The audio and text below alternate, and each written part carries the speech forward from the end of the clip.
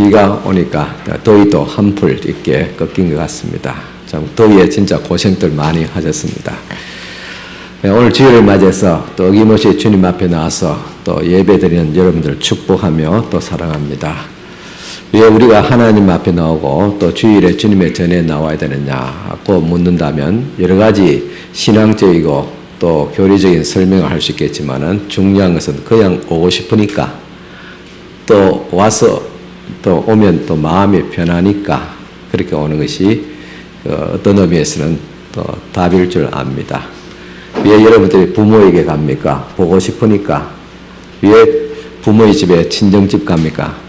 거기가 편하니까 가는 것이죠. 마찬가지로 성전은, 교회는 하나님의 집, 우리 아버지의 집입니다. 아버지 집에 오니까 우리가 몸과 마음 아니라 심령까지도 편안해지는 것입니다. 또 집에 가면 또 부모님이 계시고 또 부모님의 교훈과 훈계를 듣습니다. 그러듯이 하나님의 전에 오면 하나님의 그 말씀을 듣습니다. 교훈의 말씀 또 훈계의 말씀을 듣습니다. 그 말씀이 양약이 됩니다. 사람은 독불장군이 없고 그냥 단순하게 그냥 자신이 모든 것이 다 되어진 거 아닙니다. 많은 사람 속에서 우리가 한 사람이고 또 역사도 있고 또 신앙이든 사회생활이든 경험자들이 있습니다. 그 깊은 경험에서 우러나오는 교훈들이 있습니다. 그 말씀이 어떤 의미에서는 삶의 진리가 되고 또 하나님 말씀은 그 자체로 진리가 됩니다. 그러듯이 부모의 말씀도 살아본 그 경륜에 의해서 자녀들에게 훈계하고 또 가르치기도 합니다. 그런데 요즘은 부모의 훈계를 잔소리라 그렇게 합니다. 심지어 하나님의 말씀도 또 잔소리로 알고 그러니 하고 듣는 그런 경우들도 있습니다. 또 이런 것들이 오늘날 참 세속화가 되었다. 또 말시가 되었다. 그렇게 표현하기도 합니다. 하지만은 시대가 어떻게 흐르든 하나님의 말씀은 진리고 또 하나님의 전은 하나님께서 계시는 곳입니다. 그래서 우리는 하나님 아버지 앞에 나와서 하나님의 말씀을 듣게 되는 것입니다.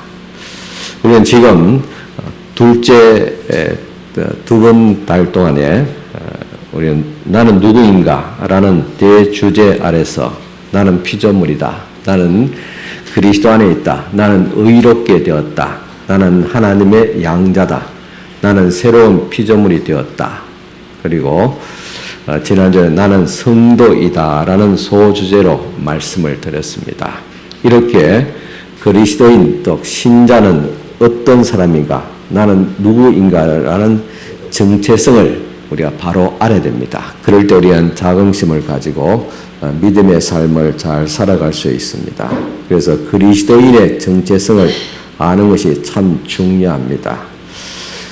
나는 그리스도의 종이다. 오늘 이 말씀의 주제가 되겠습니다. 이 주제는 앞에서 말한 그리스도인이라는 정체성에서 여러 가지 표현했지만 그 중에서도 가장 그리스도인의 정체성을 잘 드러내는 말씀이기도 합니다.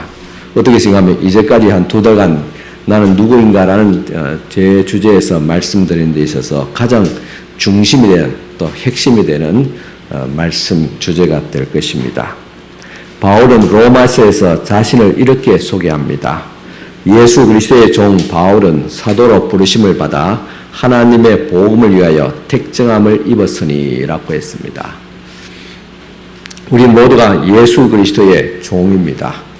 우리는 모두가 하나님께 거룩하게 부르심을 받았습니다. 곧 사명을 가지고 또 다른 사람을 섬기라는 부르심을 받았습니다.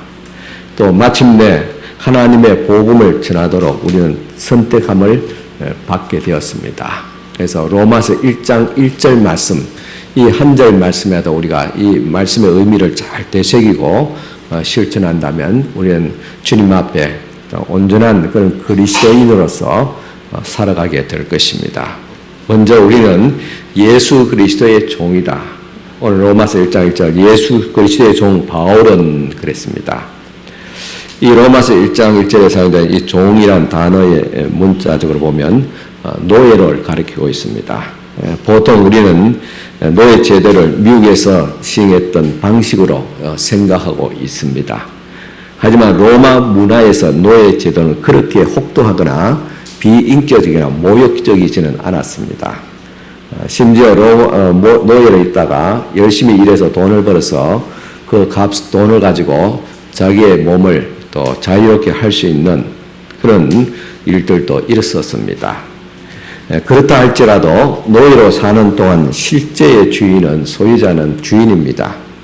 이런 의미에서 그들은 예수 그리스도의 소유인 우리와의 처지와 비슷합니다. 바울은 자신을 소개하면서 그리스도의 종이다고 부르고 있습니다.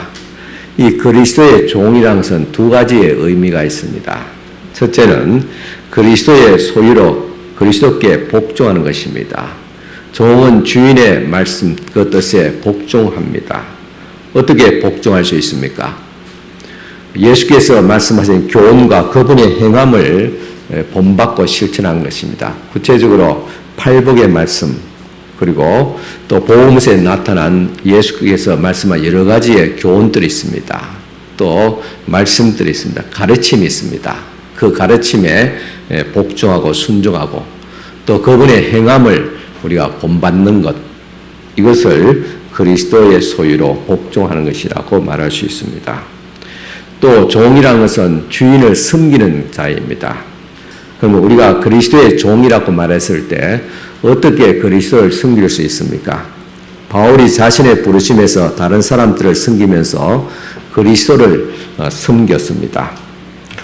바울의 사역을 통해서 다른 사람을 섬기면서 참으로 그리스도를 섬길 수 있다는 것은 우리가 상상하기가 그렇게 어렵지 않습니다.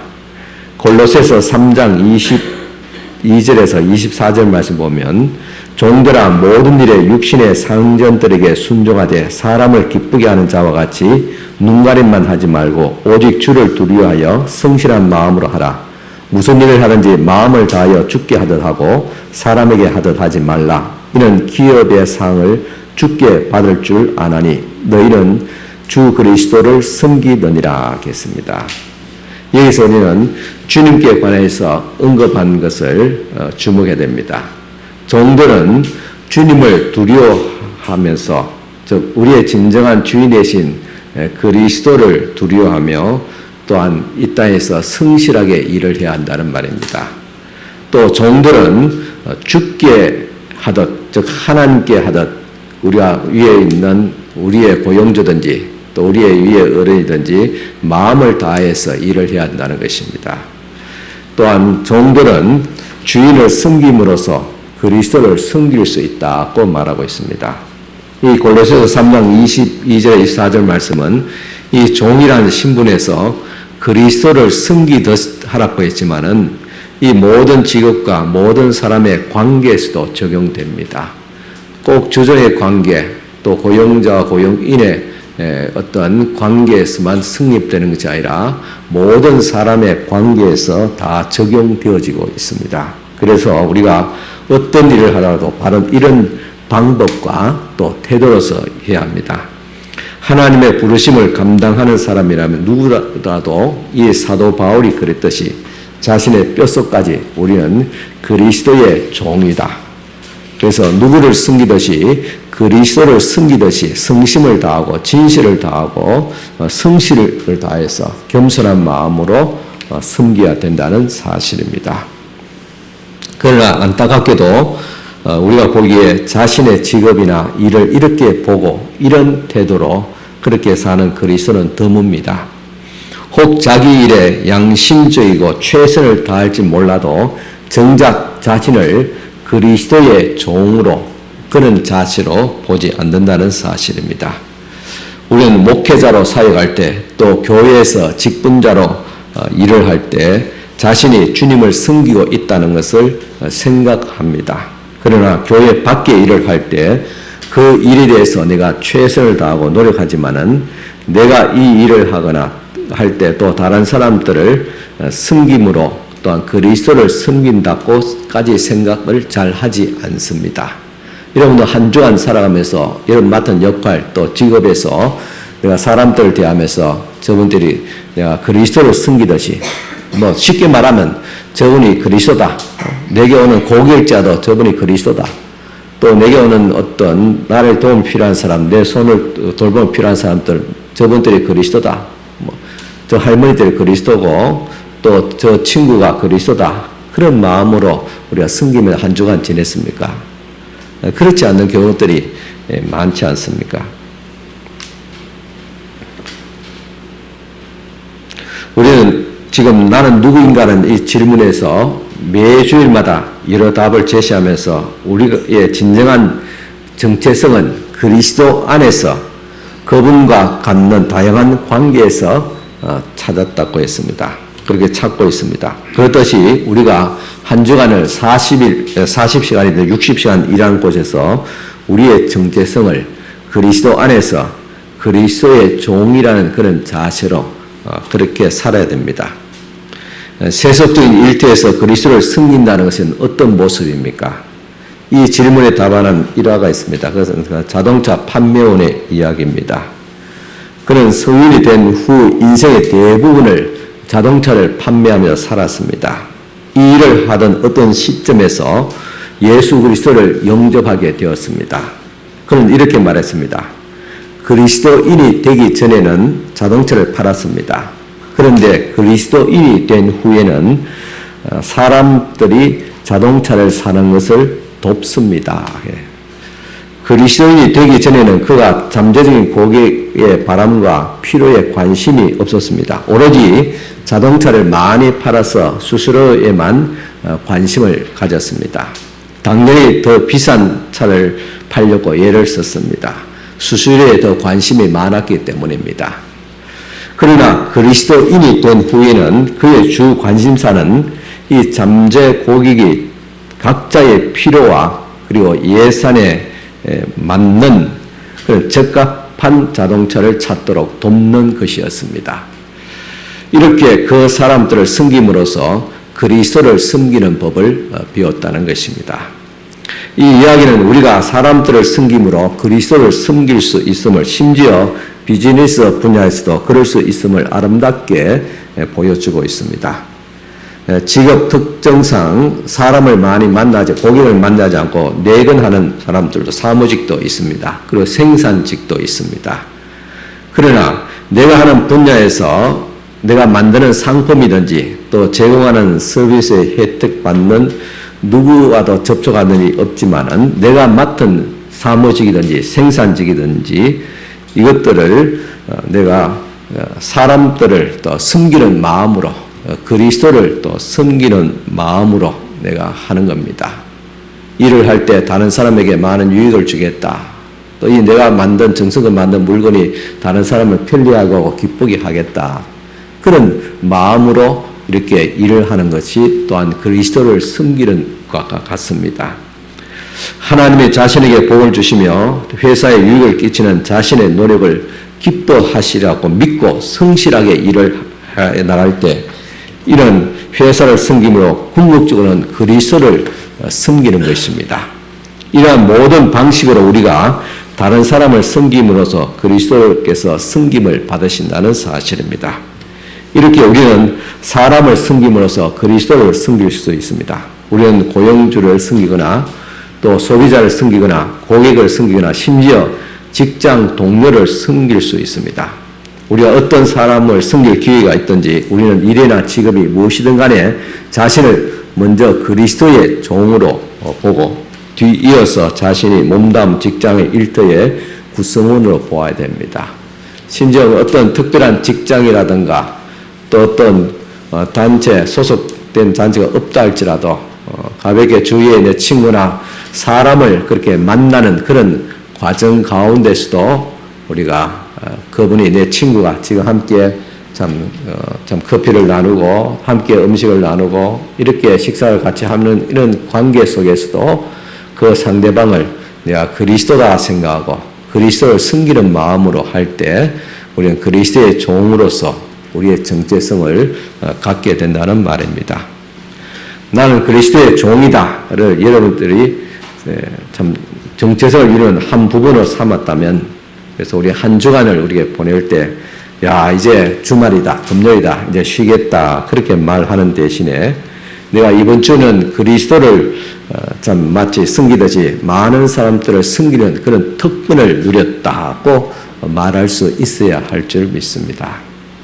그리스도인으로서 우리는 단순히 고용인이 아니라 실제로 그리스도의 종입니다. 단순히 배우자나 자녀나 은퇴자가 아니라 실제로 우리는 그리스도의 종입니다. 우리 모든 마음에 우리가 다음과 같은 진정한 명함이 있어야 될 줄 압니다. 그럼 나름대로 명함이 있죠. 저도 목사 김정표 법물제일교회 그래 소속되어 있습니다. 그러나 이런 명함도 있지만 진짜 우리의 실제의 명함은 예수 그리스도의 종 홍길동 그렇게 돼야 됩니다. 예수 그리스도의 종 누구누구 그렇게 우리 자신의 신분을 우리가 가져야 될 줄 압니다. 다음은 우리는 하나님의 부르심을 받았습니다. 로마서 1장 1절에 보면 바울은 사도로 부르심을 받았겠습니다. 바울이 자신을 소개하는 두 번째 표현이 부르심을 받았다는 것입니다. 이 경우 바울은 사도로 부르심을 받았습니다.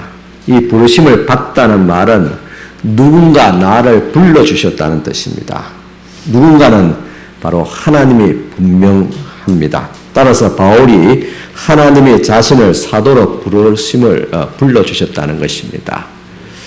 여러분, 우리가 참 나이가 들고 은퇴하면 제일 아마 적자고 외로운 것이 특별히 어떤 전문직에 종사하다가, 목사다 그래요. 오랫동안 목사하다가 은퇴하면 제일 적자한 것이 뭔가 하면 예전에는 현직에 있을 때는 불러준 사람도 있고 만나자 하는 사람도 있는데 은퇴가 하면 그런 사람도 있던데 주에 극소수지요. 그럼 다 끊깁니다. 그래 나를 불러준 사람 없으니까 청한 사람 없으니까 외롭고 적적하다 그렇게 말들 합니다. 그러나 여러분들은 은퇴했던 현직에 있던 여러분들을 부르신 사람이 사람이 아닙니다. 어떤 단체나 직장이 아니라 하나님께서 여러분들을 불러주셨다는 것입니다. 하나님께서 여러분 나를 불러주셨다. 내가 태어나기 전부터 부르시고 택하시고 불때가 되면 불러주시고 내가 나이가 들고 은퇴할지라도 계속 주님은 여러분들을 불러주신 분입니다. 오늘 이와 같이 주님 앞에 나와서 예배하는 것도 하나님께서 여러분들을 불러주시기 때문에 하나님의 부르심이 있기 때문에 주님 앞에 나와서 예배하고 또 법물제일교회 성도로서의 우리가 소속되어서 주님 앞에 부름에 응답을 하는 것입니다. 그래서 여러분들은 결코 외롭지 않습니다. 하나님께서 여러분들을 각자 불러주셨기 때문인 것입니다. 이것이 우리의 정체성입니다. 사도 바울은 물론 자신을 사도로 부르심을 받았다 그렇게 말하고 있습니다. 바울은 로마서 1장 1절에서 자신을 로마 노예에 비유하는데 로마 노예들은 주인의 집에 늘 있어야 됩니다. 그 일은 또한 사소한 업무부터 중요한 일까지 다양했습니다. 바울은 자신을 그리스도 예수의 종으로 소개할 때 자신의 부르심, 곧 자신에게 맡겨주신 구체적인 일이나 역할을 염두에 둡니다. 우리가 이것을 아는 것은 바울이 자신을 표현할 때 하나님이 불러주시고 사신자로 자신의 임무를 또 사명을 잘 감당하는 그런 역할에 비추어서 우리는 이렇게 이해할 수 있습니다. 오늘날 전임 또 사역자들 또 자신의 사역의 부르심을 받았다고 말합니다. 교회에서 목회를 하든 선교제에서 일을 하든 또 어떤 선교단체에 일을 하든 사역자는 하나님의 자신을 부르셨기 때문에 이런 강한 소명의식을 가지고 있어야 합니다. 예를 들어 나는 하나님께서 이 법물제일교회를 섬기라고 주님께서 언제 어떻게 불러주셨다는 사실을 분명하게 확신하고 있어야 합니다. 물론 오늘 사역자들은 우리가 바울과 마태를 포함해서 12제자들처럼 사도로 부르심을 받은 것이 아니라는 사실을 압니다. 지금은 사도는 없습니다. 사도와 같은 역할을 할 줄 모르겠지만 분명히 사도는 아닙니다. 그들의 부르심은 유일무이하였습니다. 하나님은 이들을 신약교회 설립자로 부르셨고 또 직접 간접적으로 또 신약 성경의 저자로 부르셨습니다. 오늘의 그 누구 어떤 사명자라 할지라도 이들이 가졌던 고유한 권위와 그런 특징, 어떤 사회 역할들은 또한 신적인 그런 인도를 받지 않았습니다. 그렇더라도 하나님은 사역자들을 그들이 섬기는 자리에서 합당하게 실제로 일을 할 수 있도록 부르시게 됩니다. 그래서 우리는 또다시 물어야 됩니다. 하지만 우리 가운데 전임 사역자, 즉 소위 말해서 목회자가 아닌 사람들은 어떻게 해야 합니까? 하나님이 우리를 특정 역할을 통해서 하나님의 일을 하기 위해서 불러주셨다고 말할 수 있습니까? 라고 물으셔야 됩니다. 예를 들어 그리스도인 의사, 또 선생, 사업가, 또 강사, 또 가사일까지 내가 하는 일을 하나님께서 나를 이곳에 이런 일을 하도록 부르셨기 때문이다라고 말할 수가 있습니까? 저는 그렇다고 그 질문에 대해서 분명히 답할 수 있습니다. 꼭 고유한 어떤 목회 어떤 사역뿐만 아니라 여러분들이 하고 있는 모든 일터에서 교회에서 맡은 직분을 포함해서 이제 한 주간 살아가야 될 여러분들의 삶의 터전에서 맡은 모든 역할들이 모든 일들이 다 하나님의 고유한 부르심에서 되어졌다는 사실입니다. 그렇게 대답해야 될 세 가지 이유가 있습니다. 그리스도인이 하나님이 자신의 현재 역할을 부르셨다고 말할 수 있어야 주장할 수 만약에 없다면 하나님께서 에덴 동산에서부터 우리 모든 일을 하나님께서 명하시고 주신 그런 사명인데 모든 일들이 다 거룩하고 존엄한 일인데 이 일에 대해서 우리가 받아들이지 않는 오리를 범할 수 있다는 것입니다. 하나님은 세상을 만드실 때 아담과 하와에게 모든 만물을 다스리고 모든 일들을 다 하나님의 말씀 안에서 모든 만물을 다스리고 지키고 관리하라. 이 한마디에 모든 우리의 이 땅에서 해야 될 모든 직업들, 모든 일들이 다 포함됩니다. 이것은 하나님께서 나에게 주신 고유한 사명입니다. 역할입니다. 그런 의미에서 우리가 이 일을 하기 위해서 하나님 앞에 부르심을 받았다는 이 대전제를 우리가 잊지 말아야 됩니다. 또한 교회 사역과 세상 사역을 구분한다면 만일 그렇게 교회 일은 성직은 거룩하고 바깥의 일은 그렇지 못하다고 생각한다면 이것은 그리스도인을 하나님의 나라에서 거대한 하나님의 나라에서 2등 시민으로 만들어버립니다. 교회에서 일하는 사람 또 성직자는 거룩하고 하나님 부르심이 특별한 부르심이고 그러나 또 세상 일을 하는 사람은 그 다음에 하나님 부르심이지만은 그 다음에 조금 그보다 좀 못한 그런 어떤 그룹이다. 그렇게 2등 그룹으로 모든 대부분 성도들 2등 그룹으로 그렇게 만드는 그런 오리를 범할 수 있다는 것입니다. 물론 성경은 마지막 날 주님 앞에 설 때 모든 신자가 같은 수준의 상은 받지 않을 것이라고 분명히 가르치고 있습니다. 그러나 이러한 차이는 우리가 섬김으로 부르심을 받는 그런 어떤 직분, 역할에서 기초하는 것이 아닙니다.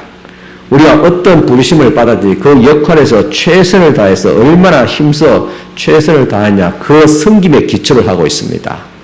그래서 목사도 목사답게 목사의 역할을 잘해야지 하나님 앞에 칭찬을 상급받지 그렇지 못하다면 주님 앞에 상급을 받지 못하고 오히려 책망을 받습니다. 우리 성도들이라 할지라도 맡은 일에 교회든지 바깥에 있는 최선하고 성실하게 사명을 감당하고 부르심에 응답한다면 주님 앞에 최상의 칭찬과 상급을 받을 수 있다는 말입니다. 그와 동시에 우리는 부르심의 과정에서 일반적인 차이가 있습니다. 하나님께서 우리를 교회 사역이나 선교 단체 사역을 부르실 때는 그분의 뜻을 깨닫는 과정에 있어서 어떤 분명한 소명의식들이 있습니다. 체험들이 있습니다. 분명하게 하나님께서 나를 불러주셨다는 확신이 있습니다. 그것은 어떤 성경 구절의 말씀을 깊이 묵상할 때 그 말씀에서 내게 마음에 또 깨달음이 올 때도 있고 또 마음에 감동이 있고 또 마음과 생각에 하나님의 성령의 세미한 음성, 인도하심을 들을 수도 있습니다. 또한 어떤 분은 자신이 부르고 사역을 하는 가운데서 계속 하나님께서 나를 불러주시고 지금 일을 하겠다는 확신들이 점점 더 커질 수도 있습니다. 하지만 이런 특별한 어떤 부르심도 있지만 이런 부르심이 특별한 소수의 사람들에게 있는 게 아니라 우리 모두에게 공통적이고 보편적으로 부르심이 있습니다. 시편 139편 16절 다윗은 이렇게 말하고 있습니다. 나를 위하여 정한 날이 하루도 되기 전에 주의 책에 다 기록되었나이다. 이 말은 이런 것입니다. 내가 태어나기도 전에 하나님은 나를 향하여 계획이 있었으며 그 계획을 매일매일 나의 삶을 통해서 실행하신다 하겠습니다. 그러니까 여러분들이 태어나기 전에 뭐 목사이든 성도이든 또 아니면 다른 어떤 직장이든 사업가든 아니면 또 어떤 고용자이든 모든 사람들에 대해서 하나님께서 이미 여러분이 태어나기 전에 여러분을 향한 계획이 있었다는 말입니다. 그 계획을 여러분의 삶의 현장에서 일터에서 직책에서 매일매일 실행하고 있다는 것입니다. 하나님께서 우리로 하여금 그 일을 하게 합니다. 다윗에게 적용되었던 이 사실이 오늘 우리 모두에게 적용됩니다. 하나님은 어떤 사람들은 자동차 정비사로, 어떤 사람은 교사로, 어떤 사람은 선교사로, 어떤 사람은 강사로 모이 갔었지만 우리 삶의 환경과 사건들을 잘 정돈해서 마침내 우리로 하여금 그분의 부르심에 합당하게 이르게 할 것입니다. 그러므로 우리는 모든 그리스도는 이렇게 말할 특권이 가졌습니다. 하나님이 이 특별한 일로 나를 부르셨다. 그리고 내가 여기 있는 것은 지금 이 일을 하는 것은 사람을 섬김으로써 예수 그리스도를 섬기기 위한 것이다. 내가 여러분 만나는 사람, 또 고객이 될 수 있고, 직장 상사가 될 수 있고, 또 여러분들이 또 건면에 대해 어떤 팀원들이 될 수 있습니다. 이 모든 사람들을 내가 섬김으로 통해서 그리스도를 섬기기 위해서 오늘 내가 있다는 사실입니다. 이것이 우리가 그리스도의 종이라는 그런 정체성입니다. 아마 여러분들 이런 마음과 자세로 살아간다면 여러분 자신이 달라질 것이고 여러분 주위의 사람들이 여러분들을 보고 그리스도인이라고 그렇게 존중할 것입니다. 우리가 전도하는데 사실은 전도 어렵단 말합니다. 그렇지만은 우리 삶의 현장에서 우리의 그리스도인으로서의 어떤 성실한 삶, 모든 사람들을 예수님 섬기듯이, 예수님 섬겨야 되잖아요. 하나님 섬겨야 되잖아요. 그런 마음과 자세로 모든 사람들, 고객도 대하고, 위에 사람들도 대하고, 또 안에 근무해야 될 팀원들 그런 자세로 대하고, 그렇게 하면 분명히 여러분들의 모습 보고 사람들은 뭔가 느끼게 됩니다. 그리스도인은 저런 사람이구나. 저는 그리스도인이라면 나도 그 그리스도인 되겠다. 그가 다니는 교회 나도 가보겠다. 그렇게 돼야 되는 거 아닙니까?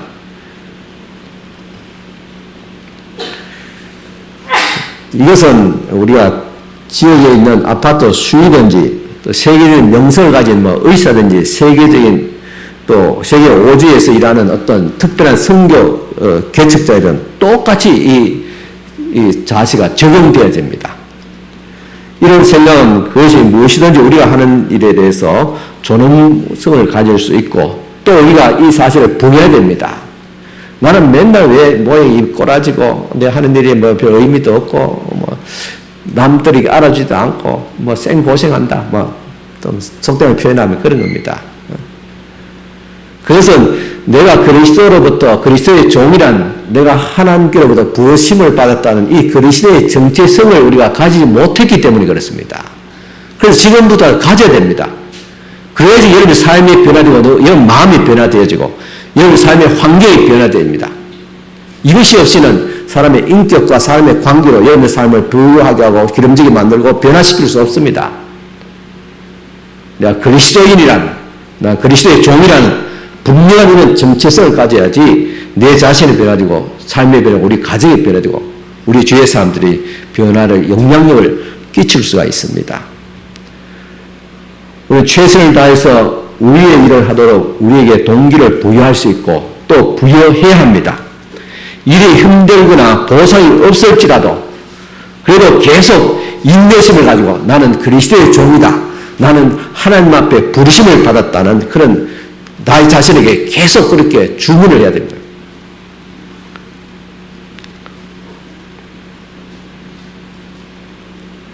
우리 이 지역에 보면 복지시설의 혜택을 받을 분들이 많습니다. 그와 더불어서 복지를 위해서 수고한 분들이 많습니다. 우리 옆에 있는 우리 복지관을 보더라도 보면 많은 복지사들이 있지요. 근데 아마 그분들이 젊었을 때 이 사회복지를 하기 위해서 등록을 했을 때는 아마 꿈이 많았을 거예요. 뭐 어떤 특별히 청소년 사역 쪽을 하겠다. 아니면 좀 의미 있는 사회를 변화시키는 어떤 그런 특별한 어떤 역할, 그런 어떤 임무를 받고 그렇게 그것을 수행하겠다. 뭐 그런 어떤 포부를 가지겠지요. 그럼 막상 사회복지사가 자기 따고 복지시설에 일해 보면 대부분 다 보면 연세되신 분들, 대부분 다 연세대는 돌봐야 될 그런 일들입니다. 지금 우리 법물복지관도 마찬가지입니다. 그런데 이것이 내가 이 증오해야 될 어떤 내가 기대했던 모습인가라고 회의를 느낄 수도 있습니다. 그렇지만은 우리가 주님께서 나에게 부르시고 다른 사람을 섬김으로 예수 그리스도를 섬긴다고 생각해 보세요. 그렇다면 대상의 문제가 아닙니다. 그것이 아이건 어린이건 노인이건 또 뭐 건강한 사람이든 아니면 장애인이든 그것이 문제가 되지 않아요. 모든 사람을 그리스도를 섬기듯이 그런 마음으로 섬기게 되면 그리스도의 마음으로 섬기는 그 자체가 중요해요. 이는 정체성을 가지고 섬기는 것이 중요합니다. 심지어 가사일 참 지루하고 끝이 없지요. 재미도 없지요. 그렇지만은 내가 그리스도를 섬긴다는 그런 마음으로 가사일을 하게 될 때는 그 가사가 의미가 있는 거예요. 내가 이 가사가 조금 내가 힘써 수고할 때 온 우리 식구들이 더 참 편안하고 또 그 혜택을 누릴 수 있지 않느냐, 기쁨을 줄 수 있지 않냐, 그렇게 생각할 때 이 가사일조차도 의미 있고, 또 여러분들 부모님을 섬겨야 되잖아요, 그죠? 특히 몸이 불편한 부모를 섬긴다는 건 보통이 아닙니다. 긴 병 아래 효자가 없다는 그런 말이 왜 나왔겠어요? 그럼에도 불구하고 우리는 예수 그리스도를 섬기는 마음으로 부모를 섬기고, 예수 그리스도를 섬기는 마음으로 노약자를 섬기고, 예수 그리스도를 섬기는 마음으로 장애인을 섬기는 겁니다. 그것이 중요합니다. 마지막으로 부르시면은 그리스도의 몸을 이루는 모든 그리스도인의 섬김이 있습니다. 베드로전서 4장 10절에 이렇게 말합니다. 각각 은사를 받은 대로 하나님의 여러 가지 은혜를 맡은 선한 청지기같이 서로 봉사하라 하겠습니다. 문맥에 보면 베드로는 모든 신자는 섬기는 데 사용할 수 있는 영적인 은사가 있다. 이 섬김을 은사라 그렇게 표현하고 있습니다. 우리는 이것을 몸에서 해야 될 기능이나 역할로 생각할 수 있습니다. 그리스도께서 우리의 삶의 모든 부분에 있어서 값을 주고 사셨기 때문에 우리는 그분의 소유입니다. 그렇기 때문에 우리가 모든 삶의 영역도 그분의 것이라면 내가 역할 어떤 은사를 해서 일하는 자체가 중요한 아닙니다. 그리스도께서 나를 그 자신의 목숨으로 피 값으로 우리를 샀잖아요. 그리스도의 종이란 말은 주님께서 우리를 값으로 마귀에서 세상에서 우리를 샀습니다. 하나님의 사람으로 하나님의 자녀 우리의 값을 지불하고 샀어요. 그렇다면 우리는 그리스도의 소유잖아요. 그럼 우리의 모든 삶 전체가 그리스도의 소유가 그리스도의 다스림 속에 있다는 사실입니다. 우리 각자 몸 안에 사용할 영적 은사가 있다는 생각은 우리 모든 우리 그리스도인의 보편적인 생각입니다. 그 결과 우리 가운데서 소비 그리스도인들이 많습니다. 특별히 은사는 은사를 받은 사람만 할 수 있고 특별히 은사 맡은 사람만 하는 것이다고 이렇게 제한적으로 생각하게 되면 대부분 모든 그리스도인들은 소비자 그리스도인이 된다는 말입니다. 소비자 그리스도인. 그 교회를 통해서 혜택만 받고 그러니까 일을 하지 않는 소비만 하는 그리스도인이 된다는 그런 말입니다. 교회에 출석만 할 뿐이지 다른 활동에 참여하지 않기 때문에 영적 삶의 부분에 있어서 솔직히 자신을 그리스도의 종이라고 말할 수 없습니다. 그리스도의 종은 그리스도의 일을 합니다. 그것이 교회이든 바깥이든 그리스도를 섬기듯이 그리스도의 일을 해야 됩니다. 그래서 예수 그리스도의 종으로 그러나 소비자 그리스도인은 그렇게 정의할 수 없습니다. 우리는 자신의 영적 은사를 알려면 대개 가르침이나 행정, 환대, 구제 같은 다양한 역할을 시도해 보는 것도 필요합니다. 그러나 분명히 모든 그리스도인은 믿음이 어리거나 간 믿는 사람들을 이해하고 제어하고 이렇게 말할 수 있는 특권을 가져야 됩니다. 나는 영적 은사를 알며 또 이 영적 은사를 가지고 하나님의 은혜로 그 은사를 사용할 수 있다. 우리 모두에게 다 은사가 있습니다. 그 은사가 다를 뿐이지 모든 사람이 다 있습니다. 없는 사람 없어요. 어떤 분은 기도로 역할을 할 수 있는 사람이 있고, 어떤 사람은 뭐 오늘 같이 우리 찬양으로서 이렇게 역할을 할 수 있고, 어떤 가르침을 할 수 있고, 어떤 사람은 몸으로 봉사할 수 있고, 그죠? 다양하게 다 은사들이 다 있습니다. 하나님의 이 부르심을, 이 은사가 하나님의 부르심에 속하고, 구체적인 것은 이 은사라는 사역을 통해서 그 부르심에 응답해야 됩니다. 이것은 예외가 없습니다. 초신자, 등록한 지 얼마 안 되신 분 외에는 모든 사람들이 다 이 은사의 사역에 동참을 해야 돼요. 그것이 그리스도의 종입니다. 그래서 우리는 노약자나 장애인을 돕는 그런 역할들을 또 할 수 있습니다. 그것도 우리 그리스도인으로서 우리의 삶에 우리 섬겨야 될 자세입니다. 마지막으로 우리는 택정함을 받았습니다. 로마서 1장 1절에 보면 예수 그리스도의 종 바울은 사도 부르심을 받아 하나님의 복음을 위하여 택정함을 입었으니, 복음을 위하여 택정을 입었다. 택하였었다는 것입니다. 바울이 자신을 소개하면서 이 세 번째 표현은 하나님의 복음을 위해 택정함을 받았다는 사실입니다. 바울은 그리스도의 직접 계시로 복음을 알게 되었습니다. 또 로마서에서 하듯이 이 복음을 명료하게 설명하고 해석하는 일을 맡았습니다. 그리고 많은 교회들을 직간접적으로 세웠습니다. 오늘 우리가 복음에 관해서 믿는 내용과 그리스도 안에서 우리의 정체성에 관한 이 내용들은 대부분 이 사도 바울의 그 글에서 펜에서 다 비롯되었습니다. 따라서 바울은 사도로서 자신의 역할을 복음을 선포하고 또 복음을 설명하고 또 변호하는 역할로 보았습니다. 이 특별한 목적을 위해서 그가 택정함을 받았다고 생각을 했습니다.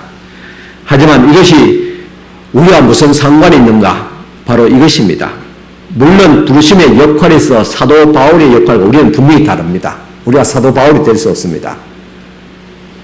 하지만 복음을 위해서 택함을 받았다는 보편적인 사명감은 똑같습니다.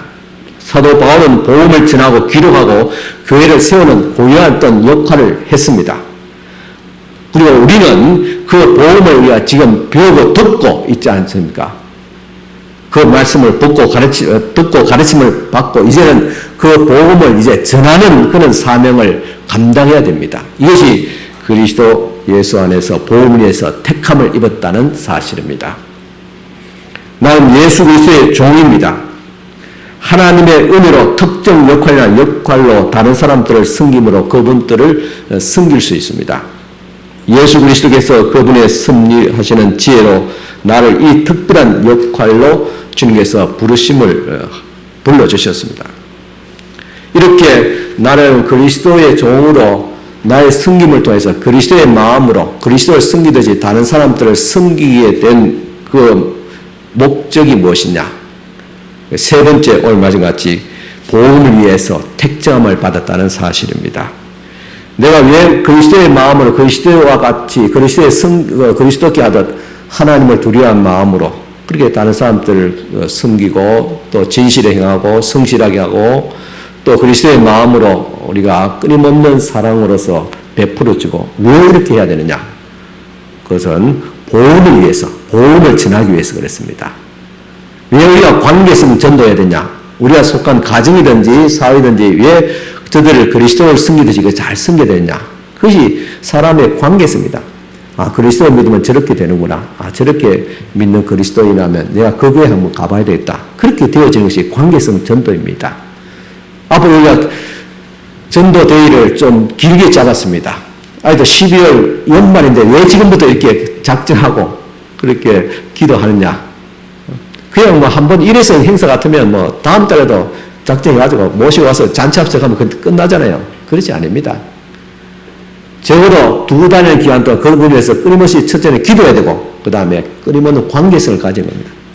2달 동안 관계성. 그리스도의 마음을 성심으로 돌보고 대접하고 만나고 위로하고 이렇게 하는 목적은 복음을 위해서는 복음을 전하기 위해서 이 복음을 전하기 위해서 주님께서 우리를 선택하셨다는 사실입니다. 그래서 전도는 우리의 어떤 선택이 아닙니다. 하나님께서 우리를 택하여 불러주셨기 때문에 우리가 해야 될 당연한 우리의 사명이기도 합니다. 그래서 주님께서 우리를 복음을 전하기 위해서 우리를 선택하셨다는 사실을 꼭 명심하고 또 복음을 전하며 전도하는 일에 더욱 힘쓸 수 있기를 바랍니다. 기도드리겠습니다. 하나님 아버지 감사드립니다. 나는 그리스도의 종입니다.